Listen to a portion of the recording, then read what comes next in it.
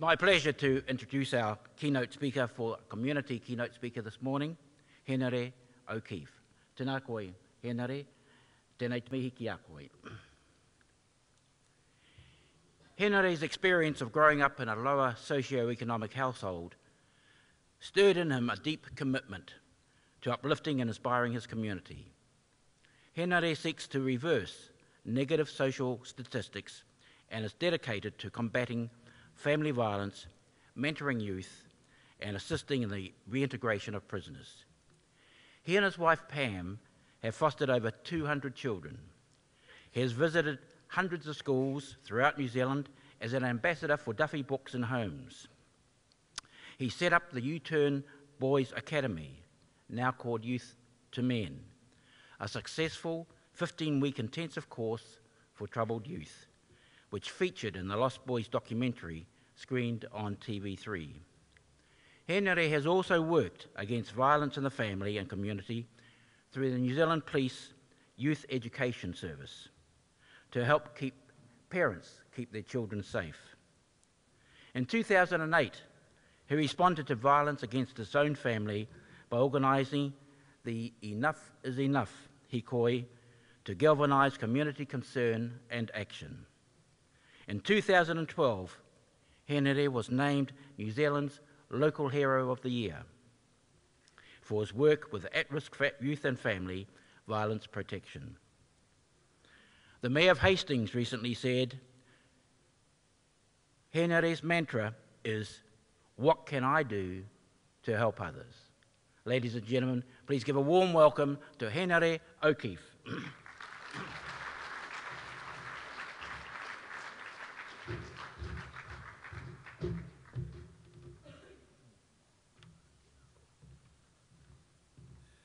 Tēnā koe, ngā mihi e te rangatira, e te pāpa, e te kai kōrero o tēnei hui, no reira e te pau, mihi mai, whakatau mai. Kia ora tātou katoa. Greetings and salutations, ladies and gentlemen. I don't really know what your expectations of me are. I've got no script. What you're about to hear, I'm possibly hearing it for the first time myself. So pray tell that the good Lord will take the tip of my tongue and allow the adjectives to flow trippingly. What I'll do this morning, I'll just open my mouth and let my heart jump out. I would suggest that for me to do otherwise would dismiss being born at the foot of the mighty Hikurangi mountain in a little settlement called Rotorua, on the brink of the mighty Waiapu River, within the bosom of the Ngāti Porou tribe. I've come here today and I've walked around the building and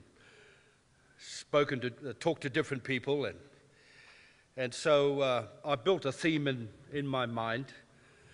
And so what I have to say kind of sounds something like this. My name is Henare O'Keefe. I've been on the face of this earth for 60 seasons. I married a magnificent Pākehā woman from the metropolis that is Takapau in central Hawke's Bay. We met when we were 17, married when we were 18. So I'm 60 now, so you do the mathematics. So we have embraced the matriarchal and patriarchal constitution to the nth degree.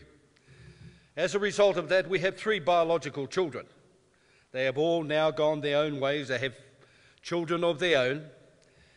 And along with that, we fostered over 200 children over a period of 17 years. And here's where the lump in my throat begins to appear. Here is where I get so emotional that at times I cannot contain it. Fostering children has been the most magnificent and rewarding time of my life. These are children that come from a home that would make Jake the Muss look like a pussycat. If you're familiar with the Once Were Warriors movie and book, those are the children where we've had the honour of having them make this untimely intrusion into our lives. So just park that up, will you, in the back of your mind. I'm a Hastings District Councillor, and I live in a suburb of 11,000 people. I represent those 11,000 people along with my fellow councillor, a young, stunning, beautiful, articulate young Māori woman, lawyer, and her and I together fight the good fight every nanosecond of every waking moment. This is a suburb nestled 6 kilometres south of Hastings. It is a suburb that is on the deprivation index scale, 1 to 10, 10 being the worst. We're at 12, exaggerating somewhat. And I wake every moment wondering, God Almighty, what can we do today to move this suburb forward, to help them to take total ownership and responsibility, despite the odds being stacked against them. And in front of you, in the rows in front of you, you know, I don't know why people always sit down the back, do you? You know, I don't know why. Is it human nature? You know, and I've always said this to our people, to our Māori people. You know, we've got to start taking up the front seats in life, in the home, in business, culturally. No more sitting down the back. We've got to take our rightful place, which is in the front seats. And so when I look in, I see all these empty seats in the front, and I think, do you feel you're not worthy to step up to that, to take on board that mantle? Are you adorned with humility? Sir, I salute you. And so I beckon you all to fill the front seats. Fill the front seats and shout and trumpet your glory from the rooftops. And so that's what Flaxmere has chosen to do. Flaxmere has chosen to sit right up front in the front seats. No more are we in grievance mode. No more will you see white flags thrust skyward as a signal that we've surrendered. No more will we blame government, either central or local government. We have taken total ownership because, as I've said to our people, the cavalry is not coming. There's no knight on a big white steed coming to your rescue. The answer to your issues is that person that you look at in the mirror every day. And that's the story I want to tell you about. So Pāka, being born and bred in Rotorua, 6 brothers, 5 sisters, 2-bedroom tin shack, dirt floors, boxes for cupboards, sugar bags on the windows for curtains, where candlelit dinners were the norm. Park that up, where all the cooking was done on the open fire. And my mum would cook the Māori bread on there, or prau rewan, or prau crow, and smear it generously with pork fat and golden syrup, so that it would slide effortlessly down the larynx. Delicious. Delicious. What that upbringing taught me was this, that poverty is not an excuse to fail. And it is definitely not an excuse for abuse. You may challenge that. That's the mentality I've chosen to take on board. Also park up the fact that I worked 23 years in the freezing works, sweeping floors, butcher, facilitator, the lot. Travel the length and breadth of this country as the ambassador for the Alan Duff Charitable Foundation, promoting the Books and Homes program. 8 million books we put into homes, decile 1 to 3. Over 100,000 children on the program, 650 schools. We're in New South Wales, the Pacific Islands. All that started in Hastings in 1993. The power of the written word. So park that up. In 2008, on a Sunday evening, this occurred at the door of my daughter's home. She was there sitting on the couch with her then partner and our then 8-week-old granddaughter, Aorangi, breastfeeding her. So as you would when they're visitors and you're breastfeeding your child, she chose to make herself inconspicuous and went into the room. Her then partner, Simon, opened the door. What greeted him was to turn the tide of Flaxmere for time and all eternity. 3 youth about yay high, yay wide, bandanas on, hoodies over their heads. When he, of course, said, "What can I do for you?" he was greeted with a bunch of fives in the face, dragged across the lounge. He's all of, I would suggest, 80 kilos at most. His head was pummeled through the door. Their size 13 boots were introduced to every part of his body. At the same time, they were screaming profanities at him. "Where's your missus? Where's your effing missus?" Rebecca is in the room hearing all of this. She said, "Dad, I could literally hear his bones crunching." Here's where I have newfound respect and reverence for that matriarchal constitution, the courage and bravado of our womenfolk. Rather than decamp and leave the scene, her love, her concern for her then partner overwhelmed her. So she took Aorangi, wrapped her up, and hid her away in the corner, covered her over, and presented herself at the room, the lounge, the doorway of the lounge. At the same time, they continued the abuse. She said, "Here I am." She presented herself. They looked up and, obviously, the couple carried on beating Simon. When they saw her, they left. A case of mistaken identity. What unfolded in the next 24 hours changed my life. It changed their lives. It changed the lives of those 11,000 people of Flaxmere. 54.7% are Māori. 45% are under the age of 20. I was home at the time. We got the call. My wife and my eldest daughter went around to the house.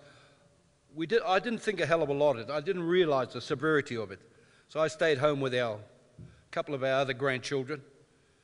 3 or 4 hours later, they returned from the hospital, walked in the door. I've never seen 2 people so downtrodden.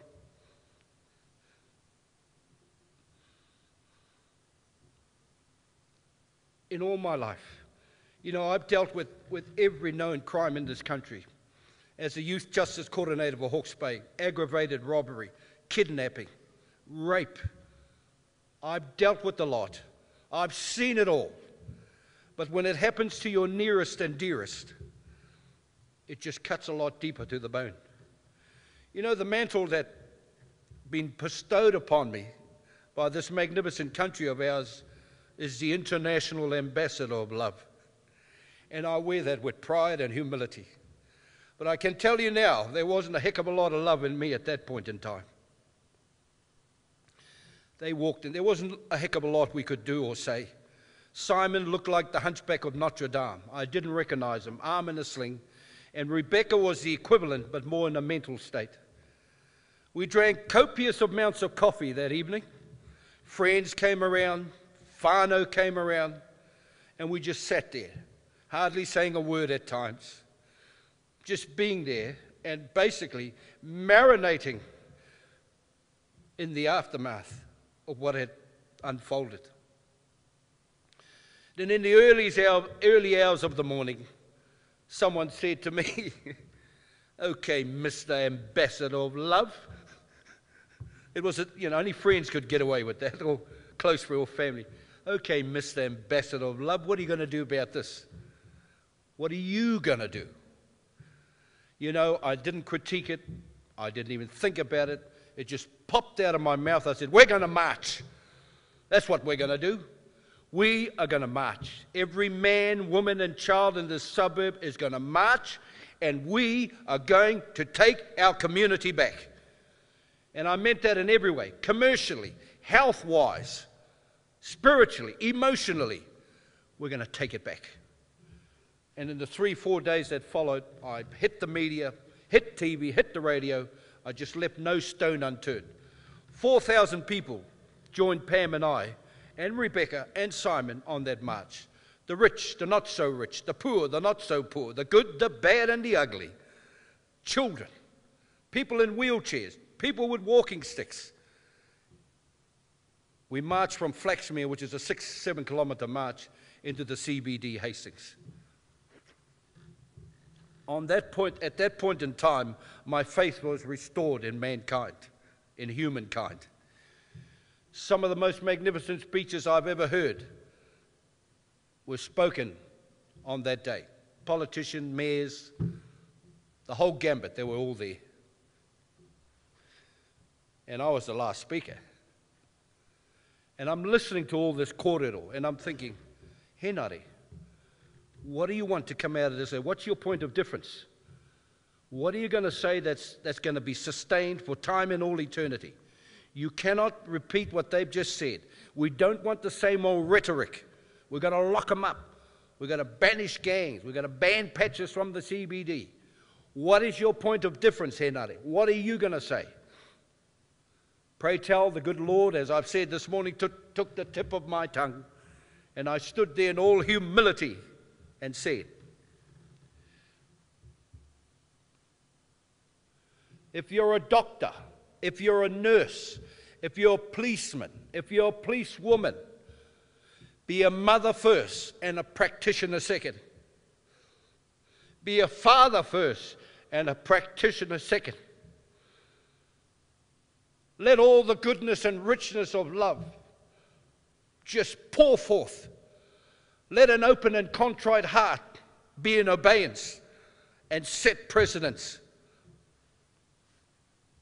If you're looking for an answer to your social ills, take a look in the mirror. And that's all I said on that particular day. What was to follow in 2008 up until 2013 has been nothing short of an evangelical movement, if I might say that. Sure, we still have some anomalies, we still have some shortcomings. I called a post-Hikoi meeting about a month later. 200 people turned up to our local marae. Not only Māori, Samoans, Niueans, our European friends all turned up. Had about 8 whiteboards all set up around the whare nui. And my challenge to them was, great hikoi, wonderful time, wonderful singing, wonderful speeches. What now? What now? I want all of your ideas. I don't care how silly they may sound, just let them out, and I'll put them up on the whiteboard. You know what? In a matter of minutes, every one of those whiteboards were chock-a-block. Then we began to prioritize them. One person said, and I'm not, I think we should have a garden. And I think that garden should give away free vegetables. And we should have it over there by the marae, and we should all go in there and help. And we give away the vegetables.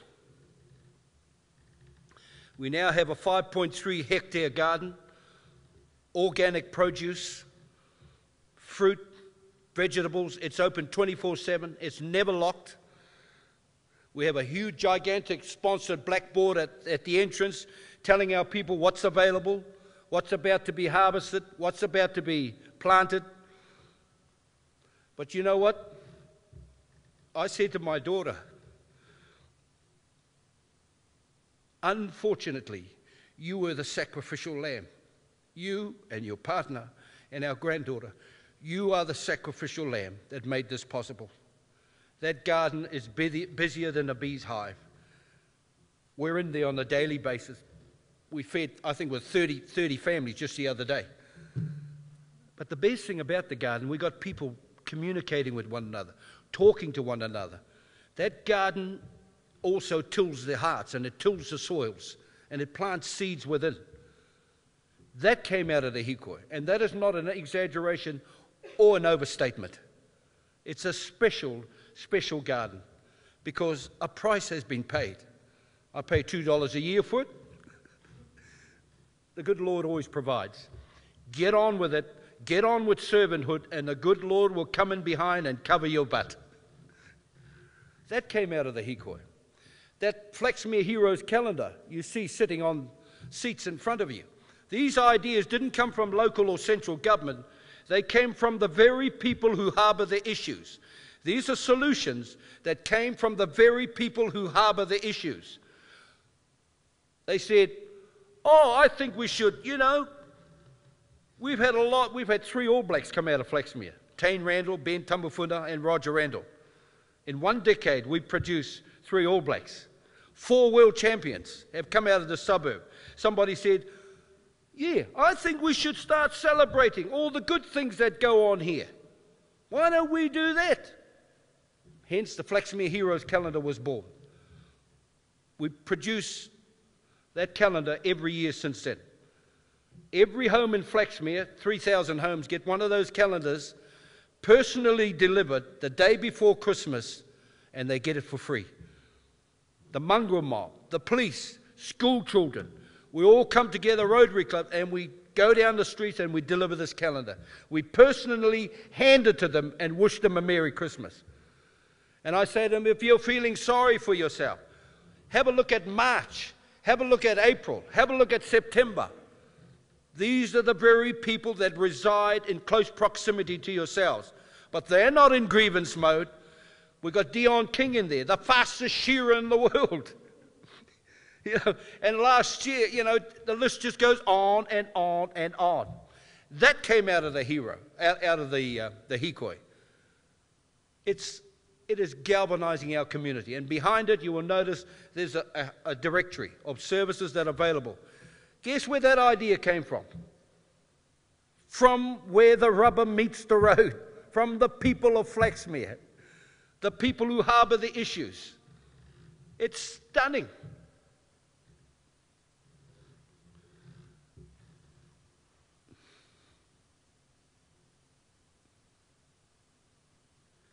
I wake every day and I look out over this beloved suburb of ours, and I thank God that He's thrust me into the bosom of it.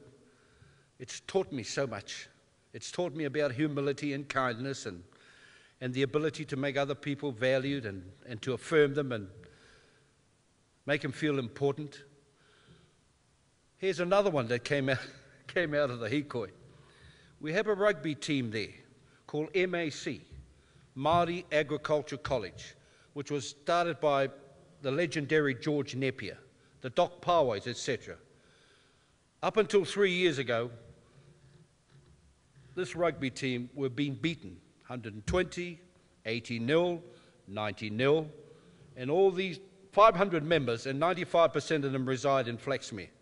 So myself and ex-former All Black captain Tane Randall and a couple other individuals wrapped around this team. We basically said to them, this is not good enough. You are settling for mediocrity. Flaxmere is no longer settling for mediocrity. We want to be the best. We deserve the best. Last year, all for the bounce of a ball, we could have won the championship. All for the bounce of a ball. But here's the beauty of this. Being a Hastings District Councillor has its advantages. Politically, you're able to get things across the line when ordinarily you wouldn't be able to do that. So we managed to secure some land. They've got no clubrooms, haven't had for years. They live a nomadic lifestyle. They turn up, play their game, and they just go wherever for the aftermatch. So we've secured some land, beautiful part of Flaxmere, one of the most magnificent parks in Hawke's Bay. And guess what? Put this in your pipe and smoke it. We are building a clubrooms with no bar. We are building a clubrooms that is going to be alcohol free. I put a few noses out of joint. but I don't care. I don't care. This club rooms will be up within the next 2 years, and our families, 20, 30, 40, 50, 60 years from now, will go into that building. They will adorn its opulence, not a glass of alcohol anywhere to be seen. They'll get a lovely meal, they'll be entertained. That's what's going to move our community forward. We're not saying total abstinence. I'm saying to them, here's an alternative. Why don't you try it? That came out of the hikoi. These very people that I would suggest that you, I could be wrong, on a daily basis,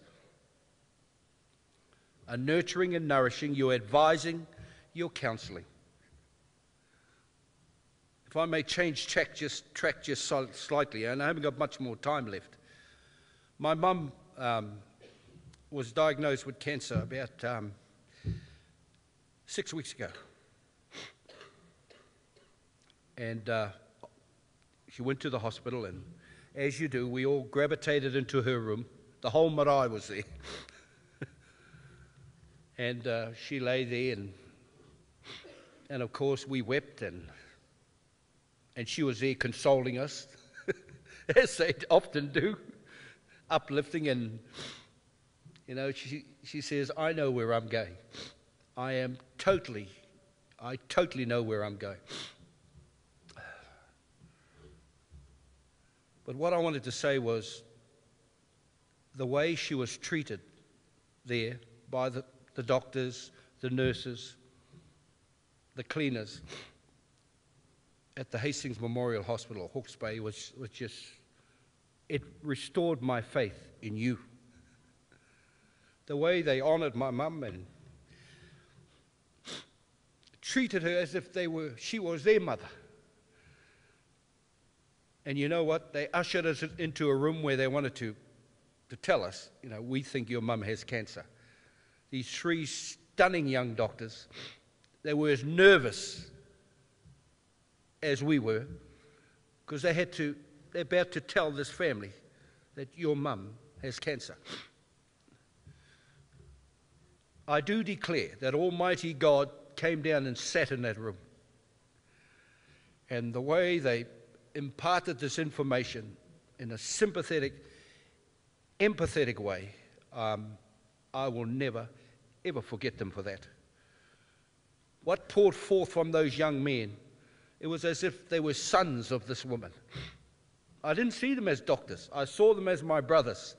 Their empathetic, sympathetic, humble, gentle, tolerant, patient approach. You can't legislate that. You cannot quantify it. How can you put that into a KPI? How can you put that into an output? And I'm begging you, I'm beseeching you, if you haven't already, to take on a similar demeanour. You will not be sorry. Guess what? My mum's up north on holiday.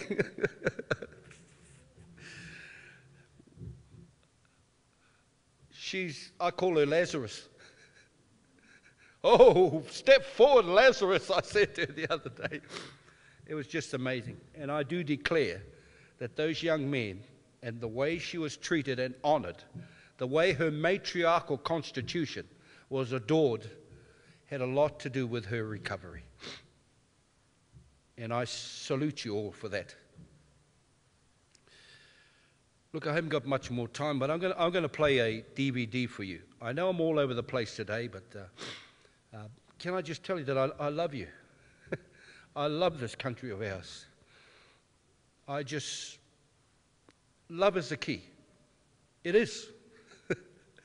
Love is the answer. You know, you can give without loving, but you can't love without giving. And that's my mantra, really. Plain and simple.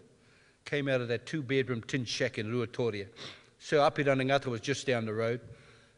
The Paratas, Hekia Parata, was 3 paddocks away. Derek Foss was across the river, you know, and Parikura was over the back. Out of this little, humble little place came these people. Now, just briefly, I'm going to play you just a portion. We're equally proud of all of our foster children, all of them. But there's one I just want to put him up on the screen. Yesterday he sang at Buckingham Palace with Kiri Te Kanawa, who's his mentor. She pays the bills for us, thank God, because we could never afford it. When she told me, I want you to send him to Cardiff, I'm leaving out a lot of detail here. And I said, how much? Blah, blah, blah. I said, well, that's a lot of sausage sizzles. But thank God Dame Kitty came to the party. And this young man has gone from a home which would make Jake the Muss look like a pussycat to the opera stages of the world. His colleagues were Luciana Pavarotti, Placido Domingo. And as I said, I was sitting in council the other day and he texted me. He said, Dad, he texts me all the time. A couple of that I remember. He said, Dad, I've just walked through the Garden of Gethsemane. I've climbed Mount Zion and I've stood in the sepulchre where Jesus lay. And tonight, I'm singing with Placido Domingo. If that doesn't keep you going or inspire you, what will? He's a magnificent young man. And the other day he says, Dad, Dame Kitty and I are singing for the Queen and her family. Just the Queen and her family and those two.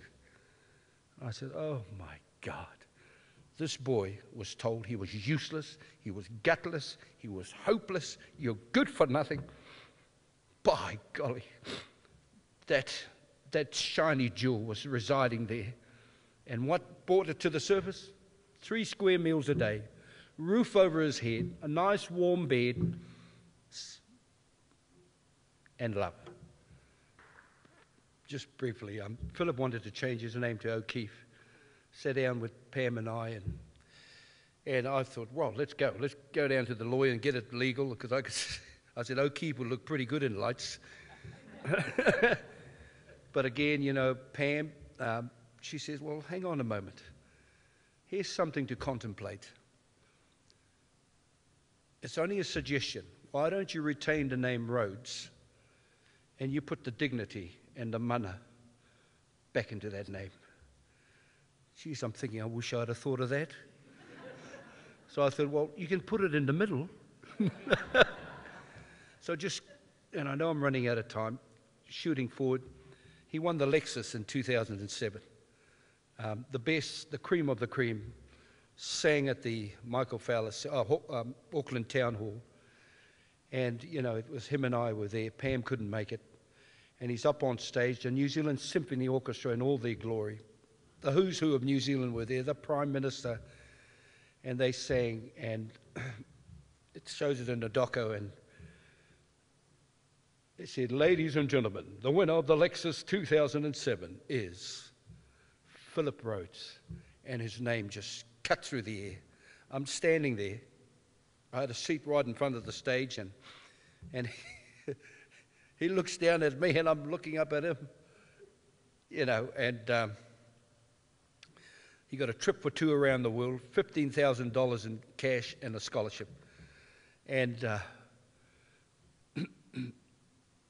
we went back to the aftermath later, and there were huge screens like this around the hall, had his picture up there. And I'm leaving a lot of detail out here. A lot of stuff went on. And he looked up, and we'd composed ourselves by then, and he looked up and he said, gee, Dad, that name's looking pretty good now. You know?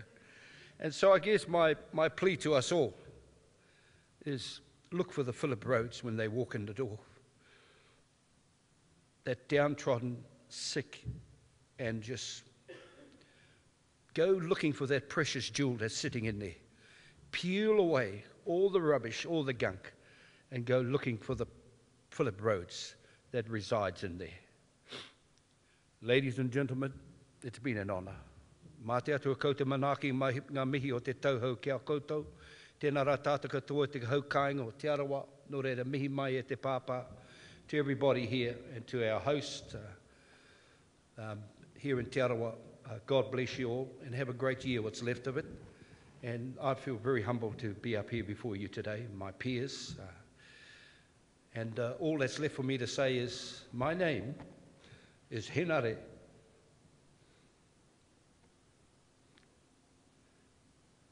Ngaira O'Keefe, and I am indeed the International Ambassador of Love.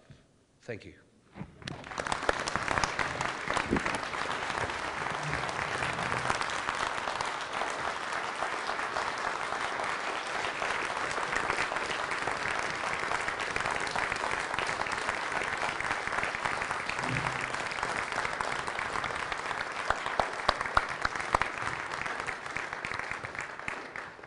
What an uplifting, inspiring story of love, humility, trust, and care for others, and so ably expressed to us by Henare O'Keefe.